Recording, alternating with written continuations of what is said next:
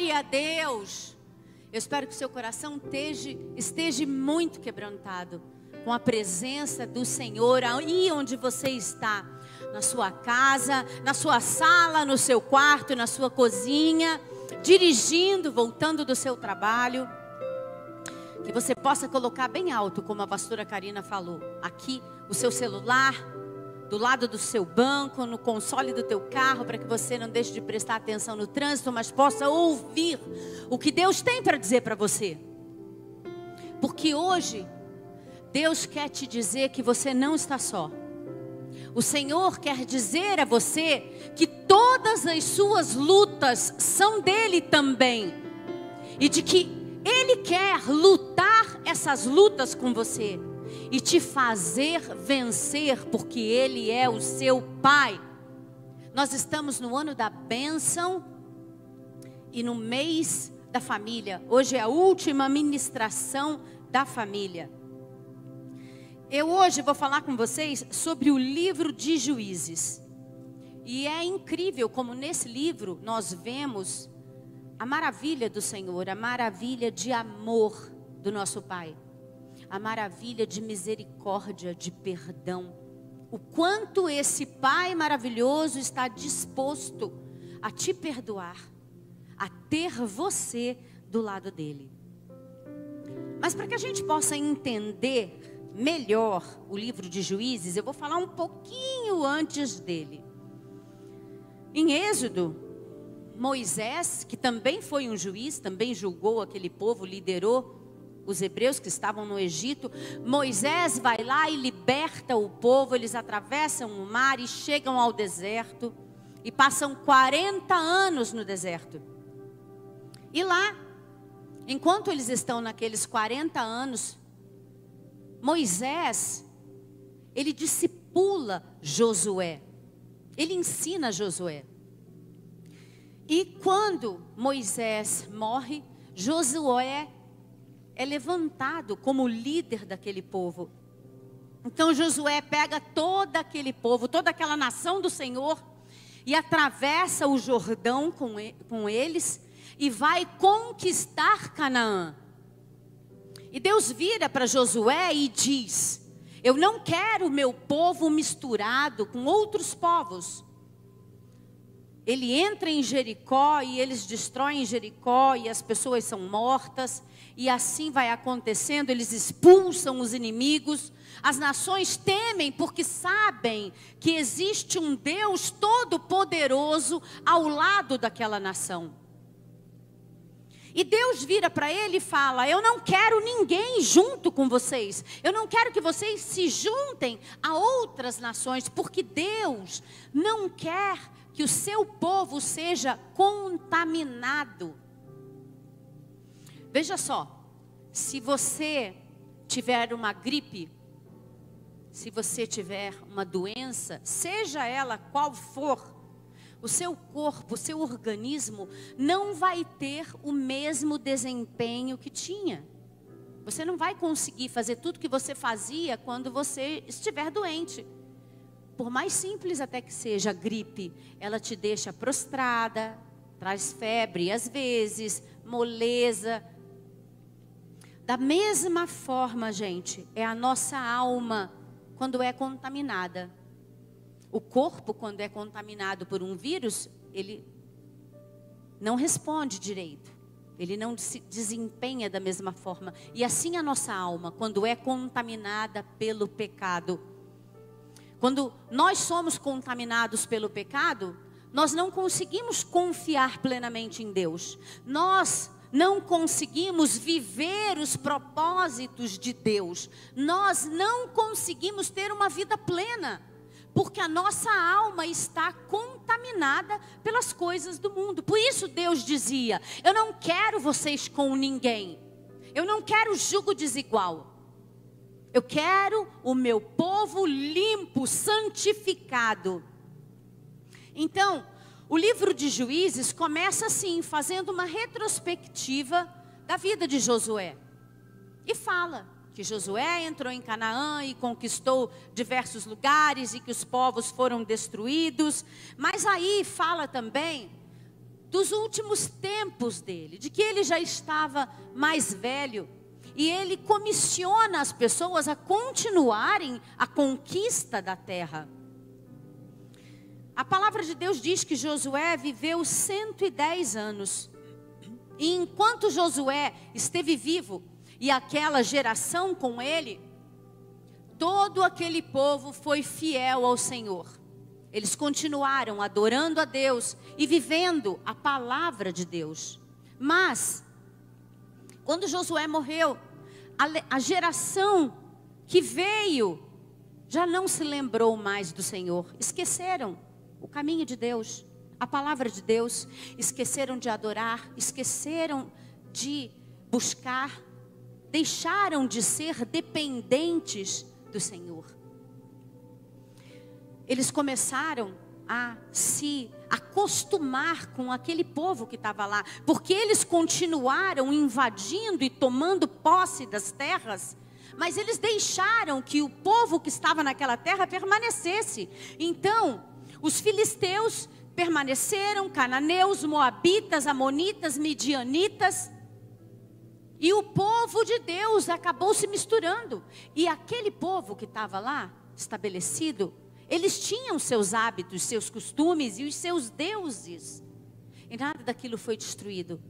Então, com o passar do tempo, o povo de Deus começou a se acostumar com os deuses pagãos. E começou a adorar esses deuses pagãos. Em Juízes 2, eu vou ler para vocês aqui, do versículo 1 ao versículo 3. Juízes 2, do versículo 1 ao 3. E diz assim: O anjo do Senhor subiu de Gilgal a Boquim e disse: Tirei vocês do Egito e os trouxe para a terra que prometi com juramento dar a seus antepassados. Eu disse: Jamais quebrarei a minha aliança com vocês, e vocês não farão acordo com o povo desta terra, mas demolirão os seus altares, porque vocês não me obedeceram. Portanto, agora lhes digo que não os expulsarei da presença de vocês. Eles serão seus adversários, e os deuses deles serão uma armadilha para vocês. Então, o povo de Deus está inserido naquele meio, não está separado. No começo as coisas podiam ser estranhas, mas depois elas viram habituais. Elas começaram a se acostumar. Eles viam os altares para Baal, para Asterote, e já não se escandalizavam mais, e eles começaram a adorar esses deuses também. Isso é o que acontece quando nós nos afastamos da casa do Senhor. Nós podemos até dizer: não, eu sou diferente, a minha fé é firmada, eu não vou ter esse tipo de queda, eu não vou me encantar com as coisas do mundo. Mas quando você passa muito tempo afastado da casa do Senhor, as coisas do mundo começam a chegar próximas a você, e o que parecia errado, em um determinado momento vai deixar de ser errado, e vai se tornar normal, vai se tornar certo, e você vai começar a questionar os valores do seu Deus. Quantas vezes, eu digo até mesmo por mim, quantas vezes eu vi uma pregação que falava do livro de Juízes, porque o livro de Juízes conta de 14 juízes. Eles eram levantados porque o povo caía na idolatria, esquecia de Deus, se virava para Deus e se voltava para outros deuses. E esse povo então, ele era feito escravo, ele era oprimido, ele passava fome, necessidade, ele era perseguido, até que o sofrimento era tal que eles resolviam dobrar os seus joelhos, pedir perdão a Deus, porque viraram suas costas e clamavam ao Senhor. E quando eles clamavam ao Senhor, Deus ouvia esse clamor e levantava um juiz que os libertava daquela opressão e que passava a comandar aquela nação, passava a mostrar novamente as regras de Deus, o caminho que o Senhor queria que eles seguissem. Quantas vezes nós olhamos uma pregação de juízes e falamos: meu Deus, que povo idólatra, meu Deus, como eles puderam tantas vezes cair no mesmo erro. Idolatria está no mandamento do Senhor: não farás para ti imagem alguma, não adorarás a outro Deus. Idolatria, gente, no dicionário significa o seguinte, olha: a ação de cultuar ídolos, o culto que se faz aos ídolos, o culto às imagens, às esculturas e etc. Mas idolatria também, aqui, tem como definição uma coisa muito interessante. Veja só, idolatria também é o excesso de amor, admiração demonstrada de maneira exagerada. Tudo aquilo que você coloca na tua frente de forma obsessiva, exagerada, é idolatria. Tudo aquilo que você coloca no lugar de Deus. Tudo aquilo que faz com que Deus venha em segundo lugar na sua vida é idolatria. Porque muitas vezes você pode até dizer: não, eu não idolatro imagens, eu não tenho nenhuma imagem na minha casa. Mas talvez você idolatre um carro que você tem. Talvez você idolatre o seu emprego ou a sua condição financeira.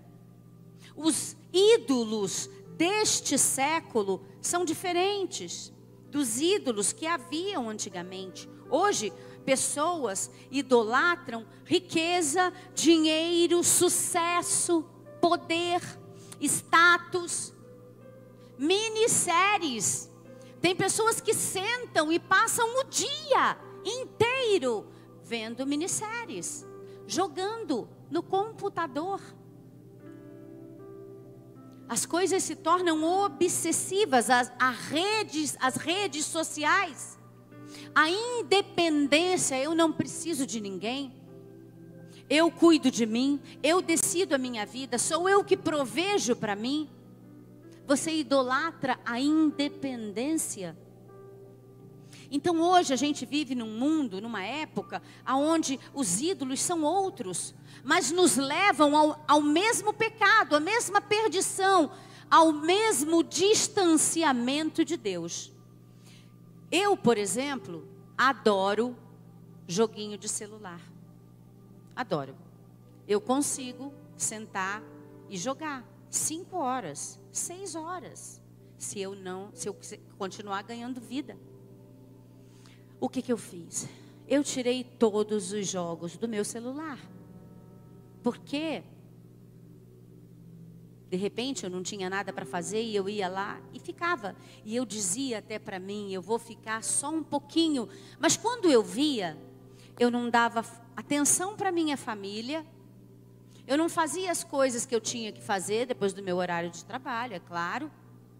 E até mesmo, claro, eu não tinha tempo para ler a Bíblia. Eu não tinha tempo para adorar o Senhor. Eu não tinha tempo para fazer nada. Sabe por quê? Porque eu estava jogando. Então o que eu fiz? Tirei tudo do meu celular. Essas coisas também servem de ídolos na nossa vida. E você precisa prestar atenção. Se você está perdendo todo o seu tempo nisso, se existe alguma coisa que anda tomando o lugar de Deus na sua vida, algo que você faça de forma obsessiva, exagerada. Se você tem autocontrole, glória a Deus e aleluia. Eu tenho autocontrole para minissérie. Eu vou lá, eu assisto um capítulo, 2, desligo a televisão e eu vou embora. Mas eu não tinha esse autocontrole com o joguinho de celular. Então eu tirei todos. Porque eu preferi não ter nada lá no meu celular me chamando. Quantas vezes esse povo que estava lá, na época de Juízes, virava as costas para o Senhor, se afastava do Senhor e começava a agir como os pagãos. Quantas vezes nós nos afastamos de Deus E começamos a agir como o povo que está no mundo. O que era errado passava a ser normal, passava a ser certo. Quando nós nos afastamos da igreja, da presença de Deus, as coisas começam a dar errado. Quando essa pandemia começou, as pessoas se assustaram. A gente não sabia como se comportar, não sabia o que realmente ia acontecer. A gente ainda não sabe tudo, né? Estamos longe de saber. Então houve o distanciamento social, tudo fechou. Máscara, álcool em gel, lavar a mão, ficar longe das pessoas. E as pessoas se afastaram. Os templos fecharam, as igrejas fecharam, porque foi uma ordem. E nós seguimos. E aí nós começamos a ter lives. Todos os dias nós tínhamos lives. Em mais de um horário, inclusive. E o incrível é que as pessoas, por conta desse distanciamento, que a princípio veio por causa do coronavírus, hoje eu estou espantada. Hoje eu me espanto, mas eu hoje não me espanto com o vírus. Eu hoje me espanto com o esfriamento do coração do povo de Deus. Eu fico impressionada de ver como tem gente que nunca mais apareceu. Eu fico impressionada de ver como algumas pessoas das células nunca mais apareceram. Nós nos distanciamos por causa de um vírus, mas a igreja do Senhor permanece. O Senhor permanece. Mas sabe o que aconteceu? O mesmo que aconteceu em Juízes. Quando nós nos afastamos do Senhor, quando nós nos afastamos da casa do Senhor, nosso coração esfria. Nós começamos a dar valor a outras coisas. Nós começamos a buscar outras coisas. Estar presente nos cultos online deixa de ser tão importante. Nas lives deixa de ser tão importante. Mas olha só. Como nós temos sorte, como nós somos amados. Nós temos um Pai que é misericordioso. Miqueias 7, 18, 19 diz assim: quem, ó Deus, é semelhante a ti, que perdoas a iniquidade e te esqueces da transgressão do resto da tua herança. Ele não retém a sua ira para sempre, porque tem prazer na misericórdia. Ele voltará a ter compaixão de nós e sujeitará as nossas iniquidades.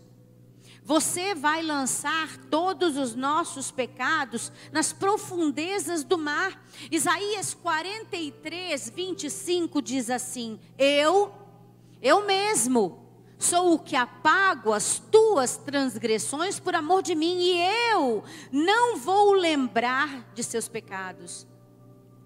Eles caíram, eles erraram, mas eles se arrependeram, eles pediram perdão, eles voltaram, eles clamaram, e o Senhor conhece o coração de cada um de nós. E o Senhor viu que aquele arrependimento era verdadeiro, que aquele amor era verdadeiro, que aquela entrega era verdadeira, e o Senhor veio para salvá-los. Enquanto os juízes viviam, o povo vivia bem, vivia em paz e prosperidade, porque é isso que a palavra de Deus traz para mim e para você: paz e prosperidade, segurança, tranquilidade. Mas quando o juiz morria, aquele povo voltava para o pecado. Sabe o que a gente enxerga no livro de Juízes? Que as pessoas, nós, seres humanos, nós precisamos de um líder divino. Nós precisamos de Deus. Nós precisamos que o Senhor nos guie, para que nós possamos ter uma vida abençoada. Porque o homem por si só, ele é pecador. O homem, se estiver sozinho, sem a presença do Espírito Santo, a carne vai falar mais alto. Então aqueles juízes morriam e aqueles homens voltavam para o pecado. Aqueles homens voltavam para a transgressão, viravam as costas para o Senhor, esqueciam-se de Deus e voltavam a sofrer. Hoje, não são os juízes que estão de pé, mas a igreja do Senhor Jesus. Eu te digo, nessa noite, a igreja do Senhor Jesus veio para ficar. A igreja do Senhor Jesus veio para te ensinar. Ela veio e ela vai permanecer. Não importam as circunstâncias, não importa o que aconteça no mundo, você não vai ficar só. Existe direcionamento para você. Existe direcionamento para você, existe paz e existe prosperidade para você. A igreja de Jesus é o seu refúgio, é o seu lugar seguro, é onde você busca estratégia, é onde Deus te guia, é onde você vai receber do alto tranquilidade para agir, para vencer, para ser forte, para ter ânimo, como o Senhor tantas vezes falou a Josué. Nós estamos diante de uma presença de Deus que destrói todos os ferrolhos, todas as cadeias. Nós estamos diante da presença que liberta, nós estamos diante da voz que abre portas, que expulsa demônios, que cura enfermos. Nós estamos diante de tudo isso hoje. Hoje o Senhor quer entrar na sua vida, na sua casa e dizer a você: não importam quais sejam os problemas, Deus, sou contigo. Não importa quantas vezes você caiu, eu estou aqui para te colocar de pé, forte. Porque isso é o que Ele faz comigo e com você, quando nós buscamos a Deus de todo o nosso coração, quando nós nos arrependemos dos nossos erros. Deus é aquele que nos cura, que nos salva. Jesus é aquele que hoje está no nosso meio. Deus fez grandes milagres naquela época. E Ele quer fazer todos os milagres na sua vida hoje. Deus manifestou o poder dele naquela época e hoje não será diferente.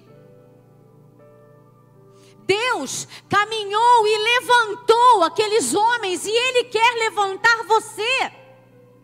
Ele quer levantar você. Ele quer te dizer: não tenha medo, não se apavore. Ele quer dizer a você: confia em mim, entregue o seu caminho nas minhas mãos, porque eu trarei vereda sobre sua vida. Assim como houveram 14 juízes que cuidaram daquelas vidas, daquele povo de Deus, naquele lugar, naquele momento, da mesma forma como Deus mostrou para aqueles homens: olha, vai, porque eu sou com você. Gideão estava lá, malhando trigo no lagar, quando o Senhor aparece e fala: varão valoroso, eu sou com você. Você vai libertar esse povo. Deus mostrou para aqueles homens que eles podiam vencer, que eles podiam fazer a diferença. Você é esse homem, você é esta mulher, você é esse homem, você é essa mulher que o Senhor quer levantar para fazer a diferença nessa época, na sua família, no seu trabalho, entre os seus amigos, na sua igreja. Simplesmente acredite que tudo aquilo que estava lá é para hoje, é para você. Deus quer mostrar exatamente isso. Deus quer confirmar exatamente isso no seu coração. Assim como eu fiz coisas extraordinárias no passado, assim como eu fiz com que Gideão vencesse milhares de soldados, milhares, com 300 pessoas, com cornetas e jarros, eu quero fazer você vencer com coisas que o homem acha impossível. Assim como eu me manifestei através daqueles homens, eu quero me manifestar através de você. Assim como eu usei aqueles homens para libertar cativos, eu quero usar você para libertar cativos hoje. Qual é a sua escravidão? O que você tem passado? O que você tem sofrido? O que tem tirado o teu sono? Qual tem sido o teu medo? O que Satanás tem colocado na sua mente? De que não vai dar certo, de que você vai perecer, de que você vai morrer? Que pensamentos terríveis são esses que passam pela sua mente? Que sentimentos terríveis são esses que encontram morada no seu coração? O que tem saído da sua boca? Será que você consegue se identificar numa guerra? Vivendo um momento desesperador? Naquele momento onde Gideão vai lutar contra os midianitas, ele expulsa. Ele está lá malhando trigo no lagar para esconder aquele alimento. Porque os midianitas vinham e levavam embora o gado do povo, levavam embora a colheita deles, e eles estavam em necessidade. Eles estavam passando por necessidade, passando por fome. Eles não tinham paz, eles não tinham segurança, eles não tinham seus lares em segurança. Eles trabalhavam escondido, eles escondiam alimentos. O que você tem vivido hoje que tem te deixado apavorado, apavorada? Eu quero dizer para você que Deus pode mudar essa circunstância.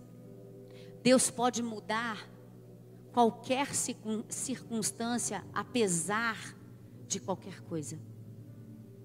Deus pode mudar tudo na sua vida. Basta que você acredite. Gideão, quando o anjo vira para ele e fala: você vai libertar esse povo? Ele fala assim: meu Deus do céu, eu? Mas quem sou eu? Quem sou eu? Senhor, eu não tenho condição. Em Juízes 6,13, ele diz assim: mas Gideão lhe respondeu: ai, Senhor meu, se o Senhor é conosco, por que tudo isso nos sobreveio? E o que é feito de todas as suas maravilhas que os nossos pais nos contaram, dizendo: não nos fez o Senhor subir do Egito? Talvez você esteja perguntando isso a você mesmo. Mas se Deus é comigo, por que eu estou passando por isso? Se Deus é comigo, por que essas coisas têm acontecido na minha vida? Mas eu venho te dizer, o Senhor está te dizendo: levanta! Levanta, seja forte, seja corajoso, porque Ele é com você. O Senhor está te dizendo: eu vou vencer essa circunstância com você. O Senhor está te dizendo: pare de olhar para trás e olhe para o caminho que eu tenho à sua frente. É na presença de Deus que os principados e as potestades caem. Então é na presença de Deus que você precisa estar. É na presença de Deus que todo medo e todo desespero desaparece. Então é na presença de Deus que você precisa estar. É na presença de Deus que a paz vem, que a prosperidade vem, que a provisão vem, então é na presença de Deus que você precisa estar. É na presença de Deus que você vai receber estratégias. Gideão não sabia o que fazer. Como eu vou libertar o povo desse exército tão gigantesco? E ele sai com 32 mil homens. E Deus fala, não é muito. Manda que os que têm medo, siga caminho de casa. E ele fica com 10 mil. E Deus ainda fala, não é muito. E ele acaba com 300 homens. Com uma estratégia tão louca quanto Josué, quando derrubou as muralhas de Jericó. Coisa de Deus. O Deus de Juízes é o Deus de agora. É o Deus que habita esse lugar. É o Deus que fala com você nesse momento. É o Deus que fala através dos cultos, das lives. Esse é o Deus. Um Deus de poder. Mas é necessário que você creia, que você acredite, como Gideão acreditou. Gideão acreditou e foi. E viveu o sobrenatural. Viveu os milagres de Deus. Deus manda que Gideão vá e que Gideão derrube os altares de Baal. E Gideão faz exatamente isso. Eu digo a você, derrube os altares a outros deuses que você tenha. A idolatria, ao sucesso, à independência, aos jogos, aos vícios. Derrube todos esses altares e erga um altar para o Senhor. Um altar de adoração verdadeira a Deus. Deixe tudo para trás. E acredite simplesmente que é hora de viver o milagre. É hora de viver algo diferente da sua vida. Acalma o teu coração. E confia em Deus. Confia no socorro que Ele vai trazer sobre a sua vida. Porque você não está só. A presença dos juízes naquela época representava santidade, representavam Deus. A presença de Deus está aqui hoje. A presença de Deus está aí com você. E Ele quer te levar ao mesmo lugar. E Ele quer te levar a viver as mesmas coisas. Milagres e maravilhas. Ele quer te levar a experimentar o sobrenatural da parte dEle. Mas é necessário que você acredite. É necessário que você entregue, confie. Confie, mesmo quando você olha e com os seus olhos carnais você vê que é impossível. Então é o momento dele agir. Por isso Ele mandou tantos homens embora, porque Ele queria que o nome dEle fosse glorificado através da vida de Gideão. E Ele vai ser glorificado através de você. Jesus está aqui hoje. Jesus morreu para que você tivesse uma ligação direta com o Senhor. Para que você pudesse ser um Gideão, uma Débora, um Otoniel, um Samuel e tantos outros. Para que você tivesse essa ligação direta. Para que você vivesse o milagre. Para que você recebesse da parte de Deus. Para que você fosse cheio de autoridade da parte do Senhor. Então, em nome de Jesus, eu digo a você, aonde você está na tua casa? Você está na tua sala? Você está no teu quarto? Eu digo, se coloque de pé. Se coloque de pé, porque agora nós vamos adorar. Se coloque de pé, porque você vai entregar. Dobre o seu joelho ao Senhor. Dobre o seu joelho ao Senhor. Entregue a Ele. Diga a Ele o que está errado e o que vai mudar. Diga a Ele, eu quero ser essa pessoa. Eu não quero mais esse sentimento dentro de mim. Ele é o seu pai. Ele é o seu pai. Você é filho de Deus. Você é filha de Deus. Diga isso a Ele. Dobre o seu joelho. Aonde você estiver, não tenha vergonha. Mas entregue tudo que você tem. E diga: eu quero viver esse sobrenatural. Eu não aceito isso, eu não aceito o que estão dizendo, eu não aceito as coisas que estão acontecendo. Senhor, eu quero viver um milagre como o Gideão viveu. Eu quero a provisão que o Senhor deu para aquela viúva. Eu quero a cura como o Senhor trouxe para aquele paralítico. Eu quero viver. Eu vou derrubar todos os altares que eu tenho, Pai, levantado para as coisas do mundo. E o único altar que vai permanecer é o altar para Ti, Deus.